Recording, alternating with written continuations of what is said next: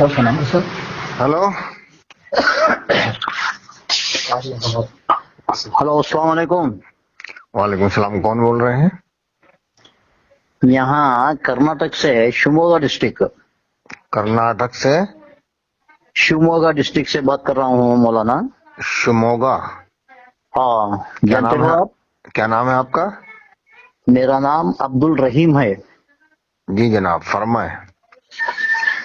मौलाना, तुम्हारे से एक सवाल करना चाहता हूँ।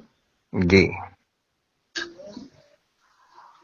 हजरत मुआविया के बारे में, मैं जमायते इस्लामी से ताल्लुक रखता हूँ। जी।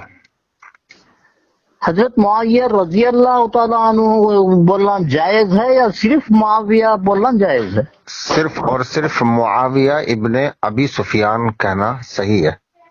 सही है। हाँ, क्योंकि रजी अल्लाह, मुनाफिकीन को रजी अल्लाह नहीं कह सकते। वो मुनाफिकीन है वो। पक्का। हाँ, ठीक है।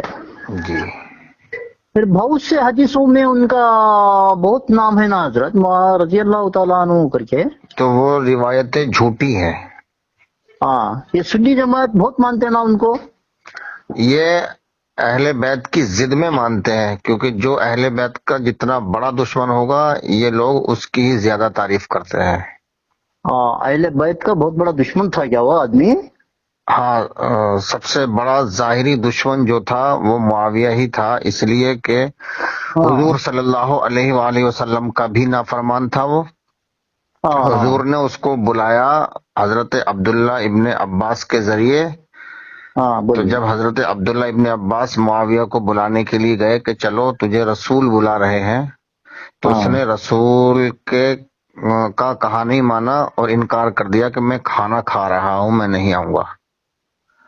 ठीक है, ऐसा बोल दिया वो। हाँ, रसूल ने अब्दुल्ला इब्ने अब्बास को 3 बार भेजा और तीनों बार मुआविया ने आने से इनकार कर दिया, यही कहता रहा कि मैं खाना खा रहा हूँ।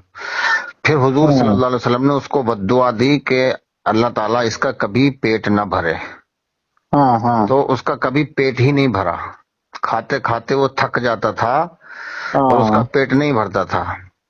हाँ हुजूर ने फरमाया कि अगर मुआविया को मेरे मिंबर पे देखो तो उसको कत्ल कर देना। हाँ हाँ हुजूर ने इरशाद फरमाया है कि मुआविया को जब तक मौत नहीं आएगी, जब तक कि इसके गले में सलीब न पड़ जाए, यानी इसकी मौत जो है वो ईसाइयत पर होगी, इस्लाम पर नहीं होगी। हाँ हाँ हुजूर सल्लल्लाहु अलैहि वसल्लम की हदीस मुबारक है, अला व माता अला बुग़्ज़ आली मुहम्मदिन माता काफिरा, कि हाँ, जिसके दिल में मेरे अहले बैत अली व फातिमा हसनैन करीमैन अलैहिस्सलातो वस्सलाम का बुग़्ज़ होगा, उसका खात्मा कुफ्र पर होगा। ठीक है। हाँ तो जिसके दिल में सिर्फ बुग़्ज़ हो वो तो काफिर मरेगा, और जिसने बुग़्ज़ अली में मुआविया से जंग ही की हो उसका खात्मा तो और ज्यादा कुफ्र पर होगा। वो कितना बड़ा काफिर है। ठीक है हजरत, बहुत से किताबों में उनका बहुत सी चर्चा है ना उनका। अहले वो सुन्नत जमात वाले बहुत मानते हैं ना उनको। वो सब, ये अहले सुन्नत हो या शिया, हाँ जो भी हाँ मुआविया को हक पर मानता है वो काफिर है, हाँ क्योंकि उसने इमाम हसन अलैहिस्सलाम से सुलह की है, और इमाम हसन से सुलह करना रसूल से सुलह करना है। उसने मौला अली से जंग की है, और मौला अली से जंग करना जो है वो रसूल से जंग करना है। और मुआविया ने 60 साल तक 60,000 मस्जिद के मिंबरों से जुमे के दिन मौला अली पर लानत पढ़वाई है और गालियां दिलवाई हैं, और खुद जंग की है। मौला अली के सामने तलवार लेके आ गया, न मौला अली के हाथ पर बैत की चौथा खलीफा समझकर, और खुरूज और किया उनके सामने, यानी उनको कत्ल करने के लिए आया है। जो मौला अली को कत्ल करने की नीयत से चले और उसका काबू ना पा सके, नीयत तो पता चल गया ना कि तलवार जब हाथ में लेके आया तो मौला अली को कत्ल हाँ करने के लिए आया था। हाँ तो हाँ, मौला अली का कातिल हुआ मुआविया नहीं, वो तो काबू ना पा सका मौला अली पे। और अगर मौला अली पे काबू पा लेता और मौला अली उसकी तलवार के नीचे आ जाते, उसका बस चलता, वो तो कत्ल कर देता मुआविया मौला अली को। ये खुलफाए राशिदीन के बारे में, 4 खलीफों से, क्या वो बुजुर्ग थे? वो क्या अभी उनसे छोटा था हजरत वो? मुआविया हाँ मुआविया तो उनसे बहुत छोटा था। मुआविया की तो कोई हैसियत ही नहीं है। ہاں ہاں ہاں یہ تو ابو بکر نے اس کو معاویہ کو گورنر بنایا تھا شام کا.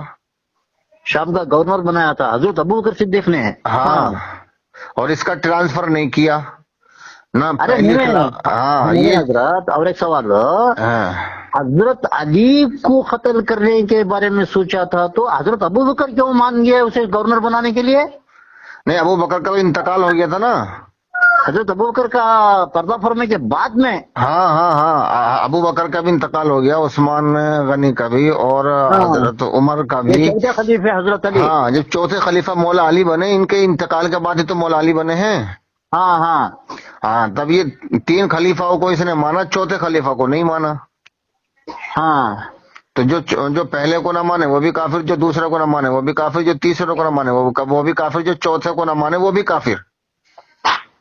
اب ہمارے اور تمہارے حساب میں حضرت میں یہ کیا پوچھ رہا ہوں کر بولے تو جی یہ خلیفوں کے بارے میں، خلیفوں کو ماننا یا نہیں ماننا ہمیں؟ دیکھیے یہ حکومت کے خلیفہ ہیں، خلیفۃ المسلمین، صحابی رسول ہیں، تینوں خلافہ جو ہیں. ہاں لیکن حقیقی جو خلیفہ ہے، امامت اور خلافت کے جو وارث ہیں بولیے. وہ مولا علی ہیں. ہاں انہوں نے حکومت کی ہے، ہاں بولیے. لیکن حقیقی خلافت کے جو مستحق ہیں، امامت کے جو مستحق ہیں، امامت کے جو وراثت کے جو مستحق ہیں وہ مولا علی ہے. فضیلت مولا کے علی ٹھیک ہے ٹھیک ہے، جی مولا علی مانیں گے، خلافت کے وارث تو مولا علی ہو سکتے ہیں، جی مگر ان کو وہ کیوں زندہ رکھے، ان کو، وہ گورنر کو؟ یہ سب سیاست تھی، ہاں یہ سب سیاست تھی. کیونکہ ابو ہاں سفیان نے یہ کہا تھا ابو بکر سے آ کے، اگر تم نے میرے بیٹے کو گورنر بنایا تو تمہاری ہاں جو حکومت ہے اس کو پلٹ دوں گا، میں درم برم کر دوں گا، میرے پاس ہاں، اتنی ابو فوج ہے، سفیان. طاقت ہے. ہاں ابو سفیان. ہاں تو ڈر کی ہاں وجہ، ہاں ہاں اپنی حکومت کو بچانے کی وجہ سے ابو ہاں سفیان کے بیٹے یزید کو، ہاں ابو سفیان کا بڑا بیٹا تھا یزید، یزید. ہاں اس کو گورنر بنایا. کچھ دنوں کے بعد یزید مر گیا تو اس کی جگہ معاویہ کو گورنر بنا دیا.